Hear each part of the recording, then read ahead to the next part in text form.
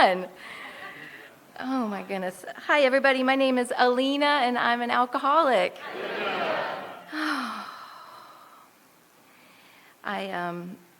It is oh my goodness, it's an honor and a privilege to be able to be in the rooms of Alcoholics Anonymous with you this evening and to share my story. And I was just trying to set my timer. I was told earlier if there were a lot of birthdays that I could speak past 8 p.m. And I was like, my brother's on his 4th step and I don't want to be on that resentment list if I go over 8 p.m. I'm like, no sir, no thank you.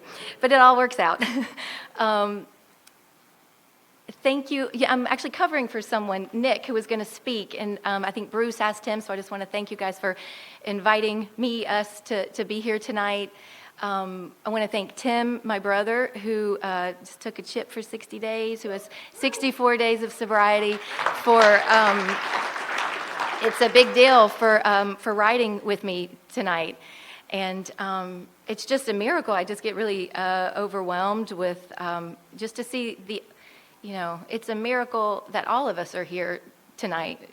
It is a miracle. I was taught when I came in that if you be a real alcoholic, our natural state is not to be sober. So when we are sober, there's something, miraculous happening, and we're connecting to something that is bigger than ourselves. And, Tim and I were driving on the way up here and talking about, when we were out there, the things we remember, the things that we don't remember, there were like decades, I feel, that I just kind of, it's just very blurry, and then we were just talking about our family, and then, talking smack about some of our family members, getting onto the juicy stuff because everyone's been talking about us forever. But then I was like, I'm supposed to be an example of this program, so I was like, okay, let's put my God glasses, my love glasses on, and just say, okay, well, when we're working a program, this is actually how we talk about them, okay? And show them our new way of living where we don't talk so much smack. But it's important to have someone in Alcoholics Anonymous that you can talk to, and you can get stuff off your chest, and we've talked about it, you're only as sick as your secrets, and having someone, the power of one alcoholic talking to another, that's why we're here, and it gives me chills thinking about it. It's just great to be here. What a beautiful meeting, what a beautiful group of people that I'm looking at. I mean, it's all fancy with tech and music, and you guys have decaf coffee. I'm like, yes! I mean, I actually, I have an evidence pile of how do I say this? How about this? The power of prayer has been working in my life. And one of this, I had to quit caffeine. Don't stone me. Don't stone me for health reasons. And then I just stayed off of it. And so we did go to Chick-fil-A before we got here, and I had a Coke, so I'm on fire right now. I was like, I don't know what's going to come out, so just go along on this ride with me, please. My hair is vibrating. But thank you for having decaf. And my sobriety date is August 16th, 2020. So there is a sidebar if anybody disapproves and wants to go out there and smoke and talk about that. Or as my sponsor always say, judge appropriately. Please show me grace. I'm so grateful for every second that I've been sober. Alcoholics Anonymous has given me a brand new life. I am not from here. I was raised in Mississippi, and I was raised in a very, I want to say, God-fearing home. We went to church often, 2, 3, 4 times a week. I loved it. I remember being a part of the youth group and, Sunday school, and they would have quizzes on the Bible, and I was like on it. I was winning those things with flying colors, and I had spiritual experiences when I was young. I remember that. I remember connecting with God and having those. And one day, my mom divorced my dad, and the preacher divorced his wife. They were having an affair, and the church split. And it was a big deal, It was a really big deal in our tiny town. It was a really big deal to me. I felt like I saw people who really pushed the importance of principled living, just abandoned that when it wasn't convenient for them, And I'm so, so grateful for the change of perception that happens as I experienced the steps of Alcoholics Anonymous, because I share this with you about how I saw things at that time. And today I see it in a different way. But at that time, it rocked my world. And I was very young, and I was full of anger and full of fear and full of all the emotions that you can have. You know, I was very aware of us being poor when I was growing up. And I knew at that moment that I had to get out and find a way out. And at that time, my plan was to, continue to do good in school and get scholarships and go to college and have a career and just, take that plan, go in that direction. And, I experimented with weed and alcohol in high school, but for the most part, I was very driven, and I graduated second in my class. I got a ton of scholarships. I was able to have my first 2 years of college paid for, and I actually bought a car with some of that money as well. So, I was, the plan was working, right? But I do remember from I had the effects, consequences from drinking from the very, very beginning. And I was getting sick, and I started to miss class, and, it's just, I can see a direct change in all of the positive things in my life, academics and friendships and relationships, and it just start to change as soon as I started drinking. And I was, getting sick, throwing up, and never once did I say, I can see this is not good for me.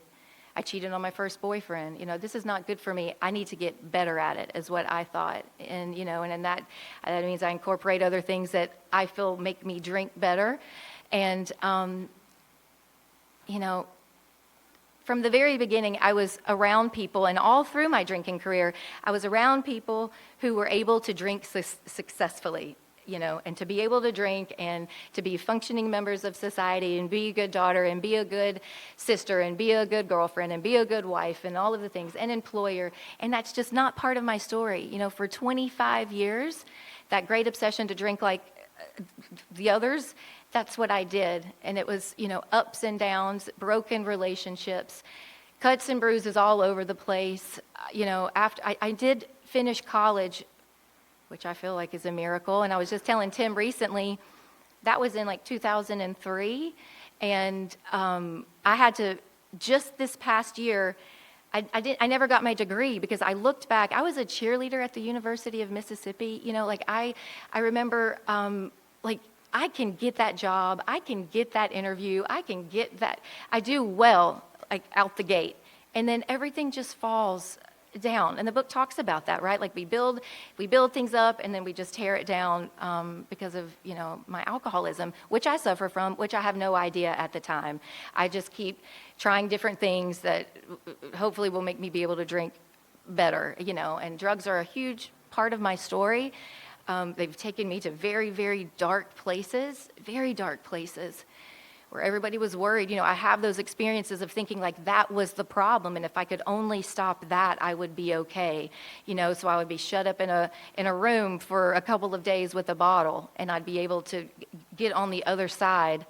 And once again, alcohol has become my solution, but I'd always go back. Alcohol is just my solution.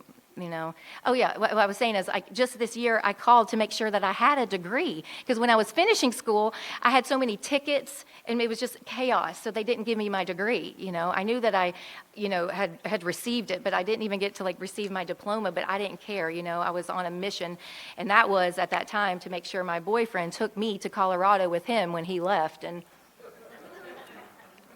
and that was all I could think about. It was getting out there, and I love in Alcoholics Anonymous, I learn about, God's will and my will, and if I feel like I'm in the boat rowing upstream, it's probably not God's will. And I can see myself doing that over and over and over in my alcoholism, just, with my own will, just trying to wrest satisfaction out of life and try to make things happen out of my own willpower. And it just never works out, because I did go up there, and that lasted about a year, and that sends me down to Atlanta, Georgia. Again, I can get that job. I change locations. I can get the job. I can get a new boyfriend, build it up for a little bit, and then it all comes crashing down. At that time, I was fired from my second job for drinking. drinking. All of the jobs that I've had, I've been fired from for alcohol. At first, it wasn't because I was like drinking on the job. That came later. But at first, it was because I had my credit card, the company credit card that I used to buy everybody shots, at the bar, and was stunned when I was let go, and go back out to Colorado, and I lived in give it another try with the same boyfriend, different town, and it's heavy, It's heavy thinking about, because again, I was constantly going in and out of the hospital with bruises and cuts and bangs and stitches, never seeing, that this common denominator of all of the stuff that happens in my life is because of my relationship with alcohol. And I was living in Aspen, Colorado at a time where I worked at a TV radio station, and I was doing on-air ski reports, and I was doing radio news. I mean, it was an amazing job, and it was such a, and I thought I was being healthy at that time because I was just drinking and I wasn't doing cocaine, And I lived in Aspen for almost 5 years, and when I left, I was homeless, jobless, bleeding from the head, and kicked out from all the bars. I mean, it was just a disaster. And then once again, I just tried to find another place to do that. And at that time, that gentleman that I was speaking of asked me, I mean, I'm talking about a 25-year period here, but within that time period, he asked me to marry him, and I remember having a desire to be a wife, a desire to be a mom, to be successful in life. And I could not put the bottle down to plan a wedding or have a family. He eventually gave me the boot, kicked me out. I never thought that would happen. He wasn't even in Al-Anon, but I think that's called a black belt move in Al-Anon. It's to say you can't do it here, And he cut me off from all the drug dealers, and he cut me off, and he said, anyway, that sends me living with my mom. At 33 on her couch. And, for the next 7 years, it just gets really, really dark. I just do my same plan. I got to get that job, after I streamed The Wire nonstop, all of it, on her couch, just plowed through it, didn't leave the room, depressed, so depressed. So angry at him for doing this to me. Alcoholics Anonymous has helped me be able to see that the things that are happening in my life are not happening to me. They are happening for me. And when I'm not in God's will, I'm going to experience that pain, So the last 7 years, I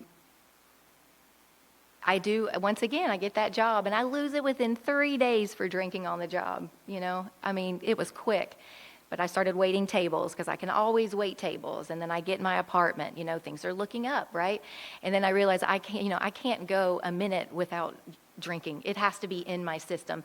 But waiting tables has always allowed me to do that, right? But I mean, I find that I can't hold the trays or the cups, and I'm just hanging on by a thread, and this one guy at my job, turned me in. He found my vodka bottle in my bag, and I was like, how dare him mess with my livelihood? I mean, I didn't even know what the word resentment was or meant until I came into AA, but now I know. I was just writhing with resentment for this guy who I can't believe he messed with my livelihood. And, so, what does a girl got to do to, make sure that I have a bottle in my hand and a roof over my head? This is where alcoholism takes me. This is where it takes me to dark, dark places where I'm sleeping with strangers for money, and they lay it on the counter. And I remember the sense of relief that would come over me because I knew I could get that bottle, and I knew that I would be okay for 2 weeks. Oh, my God. The alcoholic life is the only life we know, I was thinking, I was doing good. That was a really heavy and dark time in my life, and I remember I was taking the trash out one day, and I went around back, and I met this man, and he had just tried to commit suicide on Father's Day, and he just got out of rehab for opioids, and I'm a raging alcoholic, so we were a match made in heaven. And I thought, hey, one guy compared to others, right? This is a move up for me, He enabled me. He let me drink the way that I wanted to, and he started taking me to the hospital like I needed to go to, because I had pancreatitis. My liver failed. I had jaundice. I was yellow. I mean, I came really near to death and had to go into a 30-day detox, and they're looking at me and I'm dying. And it was the first time that I knew that I had to stop drinking. So I go through that there was no AA. It was just a detox. It was just to save my life, they say. And I get out, and I didn't even know that you counted days, but I knew when I went to my liver specialist and I'd walk in, they would all stand up and clap for me because I was trying. And I'll never forget that. And I'll never also remember forgetting, like, going back home, walking my dog, and wanting to kill myself because I was sober. And I just didn't understand how it was possible to live sober. So, of course, I start drinking again. And I drink until I go into renal failure because I don't eat. I just drink vodka. And later I go into renal failure, and I truly almost die. And it's a miracle that I'm here. I remember waking up intubated, being held against my will, tied down to the bed. They had to do this emergency surgery to save my life. And all I could think about was getting out and having a drink. And oh my gosh, thank God for the miracle that happens in Alcoholics Anonymous. I had a job at that time that I was working remotely from home so I could drink the way that I wanted to, right? Continuing to do that. And long story short, I remember I was working, I had bosses. I'm not faithful when I drink. I remember we were at a friend's house, and this guy that I'm with, he had a buddy that just got out of prison. It's just tax stuff. It's just white collar stuff. So it wasn't too bad, right? So I sleep with him. and I just look back at that time, and I feel like it was just a cry for help because I did not know how to get out of my situation. And so the man that I was with writes us, an email to my bosses saying that I'm unfit for my position. I'm a raging alcoholic. I shouldn't work near children, because I did work around children at that time, even if it was remote for a time. And he was right. And once again, I thought, how dare you mess with my livelihood? And my mom, who was an untreated an untreated Al-Anon, still to this day is like, it's just so wrong of him to have messed with your livelihood, honey. And I'm like, you're right, Mom. Just kidding. Nope, I can't go there. It was one of the best things that ever happened to me because it made me willing to, they said you can resign or get help. And for the first time in my life, I said, okay to help, which is rehab. Because prior to that, I would have just, if you mentioned rehab, I would be like, I'll murder you if you mention rehab. Like, let me tell you where this is going to go. You're all going to die, and I'm going to walk and go have a drink. So, don't even try it. And I said yes to rehab. But I did have one trip to Aspen, Colorado planned that I booked when I was drunk. But, I still had friends there that a handful of friends, and there was something going on. There was something happening, and I wanted to go back. Again, I had just gotten out of the hospital with renal failure. I am still sick, but I go to Aspen, and I'll go to rehab after, right? And I go down there, and I can't even use my arms and legs. I get so sick, and I miss the barbecue that they're throwing for me. And I remember my girlfriend looking at me clear as day. That's the look on her face.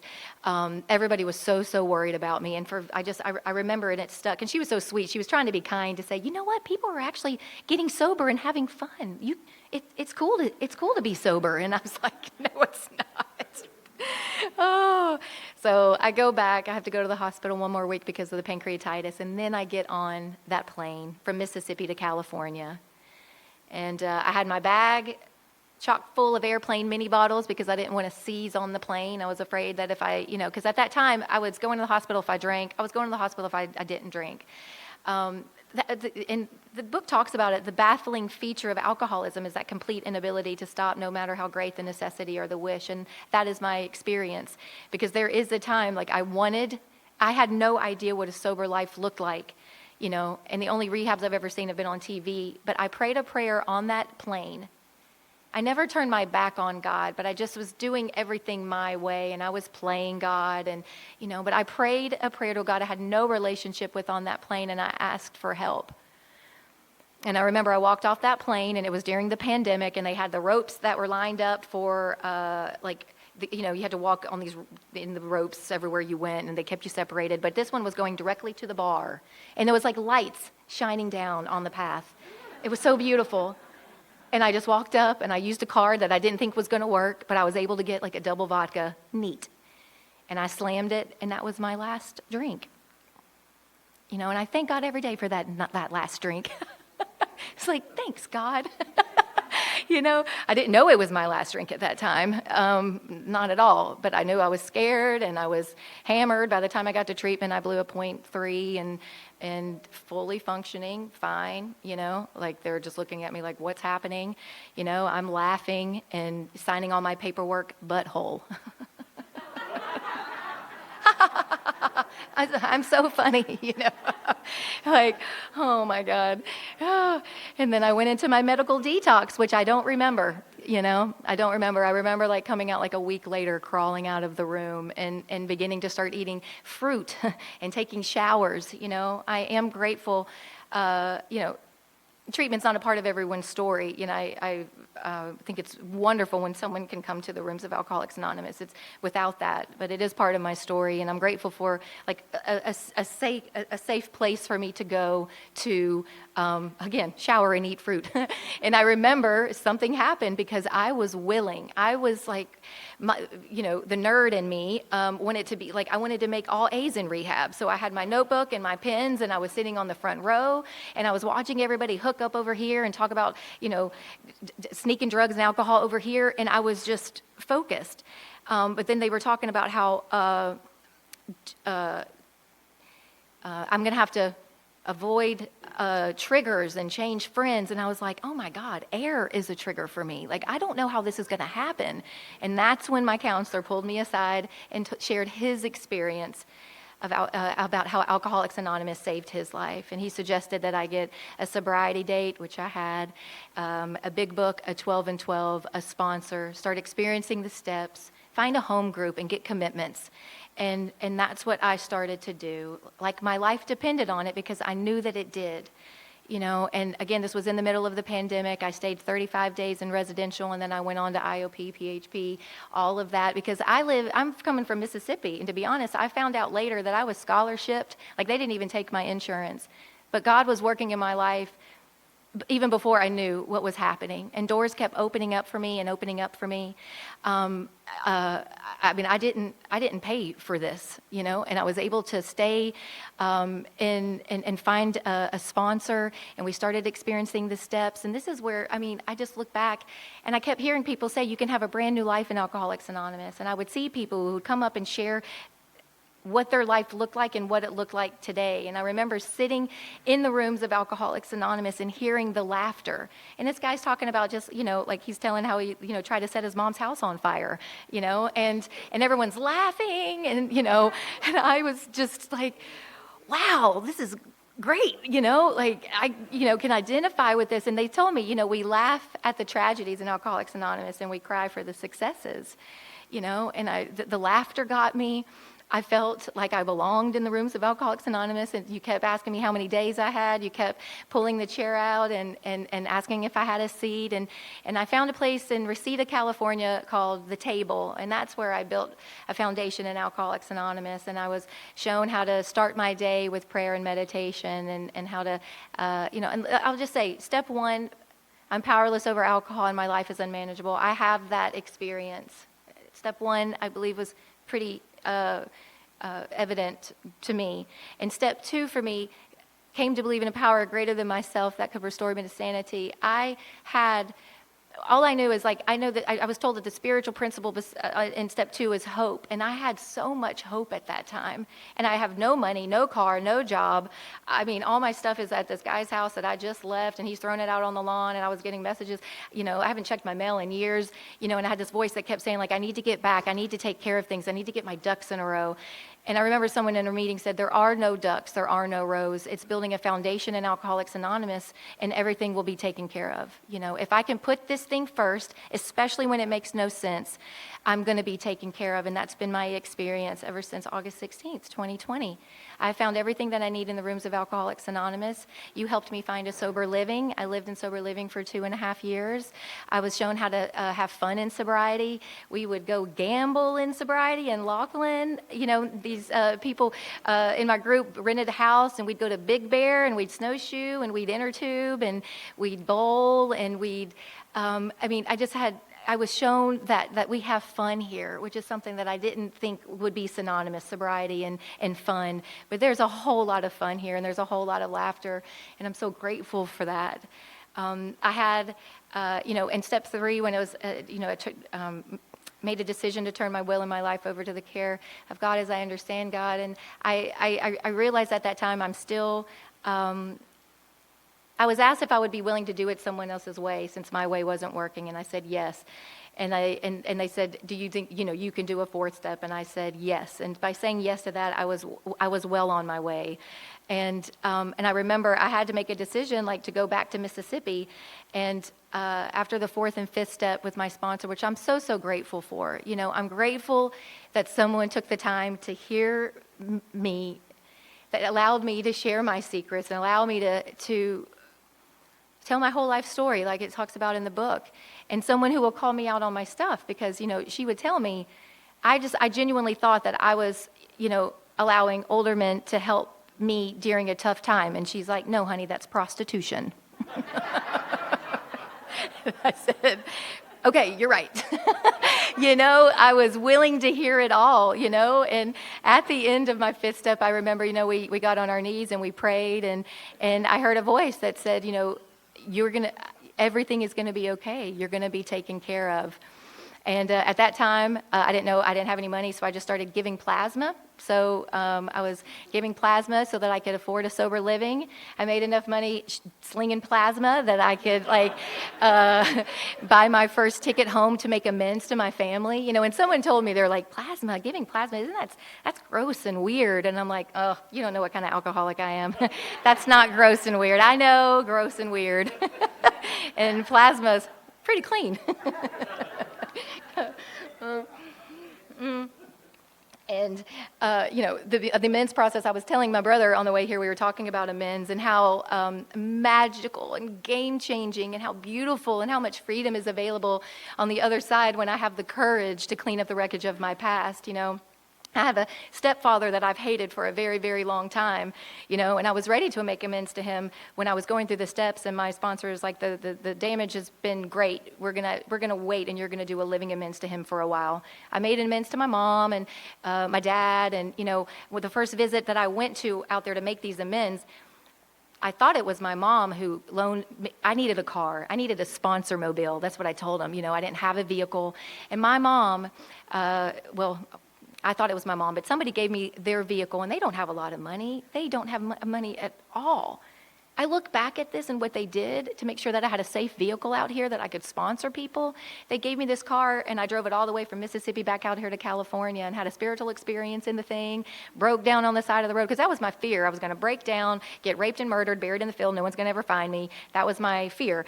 And my sponsor sat me down, and we went to page 85, I believe. And she said, you are, been placed in a position of neutrality, safe and protected. You are safe and protected. And she believed in me when I couldn't believe in myself, but I made it back here.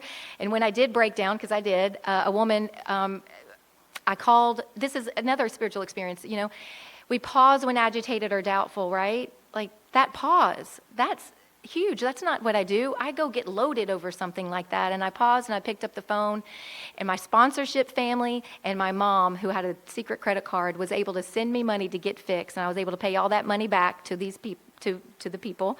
And I called central office, and the woman came to pick me up. Her natal birthday was her sobriety birthday was my natal birthday. She picked me up. We went to a meeting, and we're still close to this day. But I was making those amends. And by the way, I got a sponsee 2 days after I got back with that car, my first sponsee, so it's beautiful. But going back to my stepdad, I was ready to make the amends. living amends. So I start making a living amends, and by the time it was like almost about a year and a half, I wanted to murder him again. Like, literally, like, kick him down the steps, watch him tumble and fall, playing it through, knowing he probably wouldn't die. I'd go to jail. I'm not the jail kind of gal. But that's how big the hate was inside of me. And my sponsor graciously took me back to page 540-something, where it says, if we have a resentment that we can't get rid of, we start praying for that person. We pray for everything we want for ourselves for this person. You do that for 2 weeks nonstop. If you miss a day, start over, and do it if you don't even mean it. And that's important because I didn't at that time when I prayed for Keith's health, happiness, and prosperity. And it worked. I can't explain what happened, guys, but something happened in me. And love creeped in this crazy way. And I was able to make an amends to Keith, and he made an amends to me. This is my old pastor, And he made an amends to me, and it was his idea to give me that car, And that's what I'm saying, like, the spiritual healing that happens here is truly a miracle. I read this devotion that was talking about how they classify spiritual healing as a miracle, because what happens is, I'm able to let go of my limited concepts and like what I can think, and understand that no matter what's happening out there, it can't affect my inner peace when I am connected. I realize this oneness with God and with you, and Keith and I, we're not best friends. But we text and we say we love each other and we pray for each other, and it's beautiful. And, the guy that gave me the boot when he kicked me out, my ex-fiance, he didn't hear my amends for like 3 years, and I was able to make amends to him. And at that time, his baby mama, who I had asked for permission to make the amends, and even the whole way that came about was because I took a trip with my husband. See, I'm spoiling it. I got married in sobriety, but on the West Coast, and I visited some friends that I knew from Colorado, and the light of my sobriety was shining, and word got back to Sean that I was sober, to John that I was sober, and he was willing to hear my amends, and he heard my amends, and his baby mama said that I inspired her to get sober, and she has over a year of sobriety today. Isn't that incredible? Like, that's not me, but that's something bigger in me, and that's this program working in action, this spiritual program of action that's so beautiful. And I was able to make amends to my employers, and I remember going back and making an amends to the boss that fired me when that guy found my bottle in my bag. And I just felt so good about myself after that amends, and he was like, well, have you seen Tyler? And that's the guy that ratted me out. And I was like, no. And he was like, he'd be really happy to hear from you. And I knew in that moment that I had to cancel my plans that day. Had them all planned out. Sean, my husband, was with me. He wasn't my husband at that time, but we canceled the plans because I knew in my heart, I still had that feeling. I was feeling good about myself by making the amends the easy way, but like I needed to make an amends to him, and I did, and I was able to help. My story helped him. He was dealing with someone that was struggling with alcoholism. So once again, our disease will ripple out, but so will our recovery, and that's been my experience in this amends process. And I was able to make amends to the women that I worked with at my last job, and 2 out of 3 would not hear my amends, and they still won't hear it to this day. The damage was great. But the one woman who did hear me, she told me, she was so sweet. I was just like, I can't believe you're hearing me. I was wrong, and I really want to make it right. And she said, girl, I wasn't going to let you steal my blessings. I forgave you a long time ago. And I was like, oh my God. Wow. I heard that, and, so I don't know. And when I made those amends with my employment amends, I came back and I got like my first real job in AA when I came back. I was slinging groceries for Instacart for years. And that was a great job because it enabled me to go to meetings the way that I wanted to. I could set my own schedule. I still can sling groceries. I'm still live on there. If I need to, I can do it. But, I've had 3 DUIs. I mean, that's a miracle that they hired me. I remember just driving booze around to everybody's, I had a spiritual experience looking around at all these big houses in this big neighborhood one time, and I'm happy I don't have to drink the booze that's in the back. And I started looking around, and that voice came in my head that said, you're never going to have a house like that. You know, what you make in a year doesn't even afford to buy the lawnmower they use to mow their grass. Like, this is what's coming in. And once again, that beautiful pause, right? And that pause, that's the miracle. I have a change in perception today where I can say, thank you for sharing, but no thank you. You know, I have gratitude for everything that I have in my life today, and everything I have in my life is a direct result of Alcoholics Anonymous. You know, like, how dare me, like, you know, but that's just, it happens. It's okay. Where was I going with that? I can't even remember now. Thank you, God. Let me see. Thank you for the change of perception. I got the job, you know, I got the job. I have 2 jobs today. I am employable. I love what I do, but I'll still have that voice that comes in and says, you have no retirement. You are going to die alone with no money. It's so believable. And I'm like, you're right. Oh my God.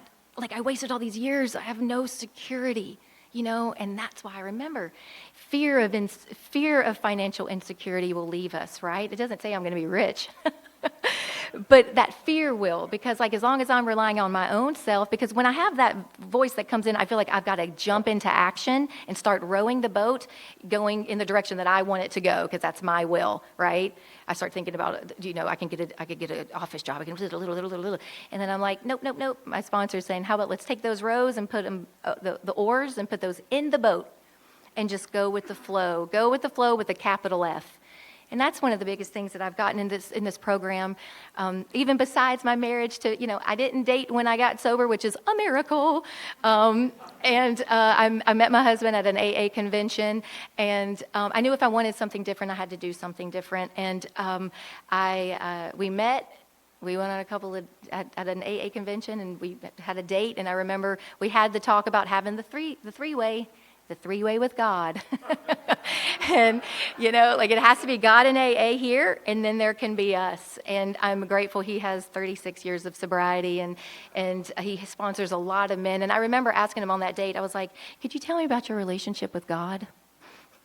And he's like, well, I have 32 years of sobriety. And I was like, what does that mean? But you know what, we joke about that today, because I was like interviewing him, but he answers the phone when it rings, and he helps so many guys. He doesn't have to tell me about it. I can see his relationship with God in the way that he helps others. It's beautiful, you know, and that's what I'm trying to do today, not play God when the phone rings, because I'll still do that. But I believe it's part of the plan for me to answer that phone, even though it's heavy, and even though I'm tired, and even though I don't want to do that.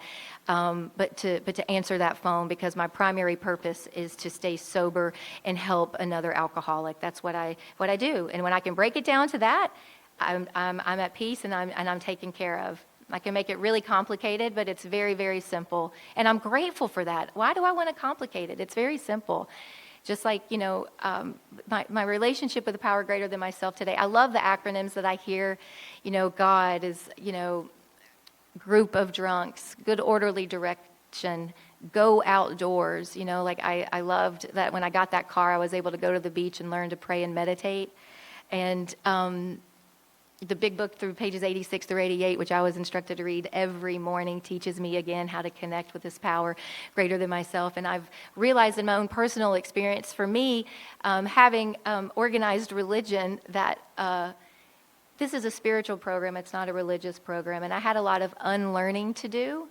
And in that unlearning and being okay with uncertainty, I've been able to connect stronger to this thing that I don't, you know, fully understand, but that I feel close to. You know, it's, for me today, it's that reliance. You know, I know the 12 and 12 talks about this reliance and not defiance, but for me, it's just this catching myself when I'm trying to do it my way, and recognizing the peace that comes when I can rely on this power that's greater than myself. And if you are new and that scares you, and hearing the God word scares you, I just want to encourage you. Alcoholics Anonymous gives us so much room, you know, and it talks about in the book that if you're just, you don't even have to believe, but if you're willing to believe, you're well on your way. And what I've learned is coming into the rooms, and staying sober, like one day at a time, something happens and something changes within me, and that change isn't me. It doesn't happen by my own hand. I guess just lastly, in my 1 minute, just understanding again, one of my biggest tools that I've been using. I will share this with you too. When I was planning a wedding, because remember I couldn't plan a wedding at first, but then I get this second chance, which is what AA has been for me, a ton of second chances, and I'm so grateful for that. But I remember becoming so inundated with linens, like linens. It just became the number one thing in my life. And it was affecting me in a very, very weird way, and my sponsor had to remind me, you were sleeping with strangers a couple of years ago, and now you're worried about linens. I had to do a little 10th step, which I call the chickadee check yourself before you wreck yourself step, and go to the beach. And anything that I have wanted in my life, I have to be willing to let go. There might be claw marks on it, but I have to be willing to let go. And if I'm willing to let it go in the most amazing way, it comes back to me. Maybe not the way that I think or the way it should look, but it comes back, and I'm given it or something even greater than that. So I can't thank you enough for going along this little journey with me and listening to me talk so long. I don't know all of you, but you are my family, and I feel that love, and I just want to thank you guys so much. Thank you.